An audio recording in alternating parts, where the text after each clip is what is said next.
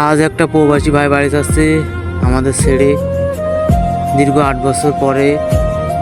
তার কাছে অবশ্যই খুব ভালো লাগছিল, কিন্তু আমরা যারা দেখতে তাকে এগিয়ে দিয়ে আসতে গেছিলাম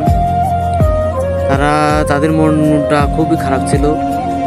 আমি সবার মুখে তাকায় দেখি যে সবার মনটা কেমন কেমন কষ্ট মনে হচ্ছে, যে বাড়ি যেতে পারতাম যদি কতই না ভালো হতো। কিন্তু অসহায় মানুষগুলো চাইলে তো আর বাড়ি যেতে পারে না।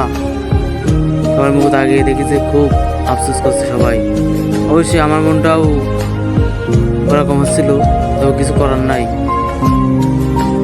এই প্রবাসে আসলেই তো চলে আসা যায়, কিন্তু যাওয়ার ইচ্ছা নিজের ইচ্ছা না, আসা যায় অন্যের ইচ্ছায়, কিন্তু যাওয়া যায় অন্যের ইচ্ছায়। হয়তো মুহূর্তটা খুব তার জন্য ভালো, কিন্তু আমাদের জন্য খুব খারাপ লাগলো।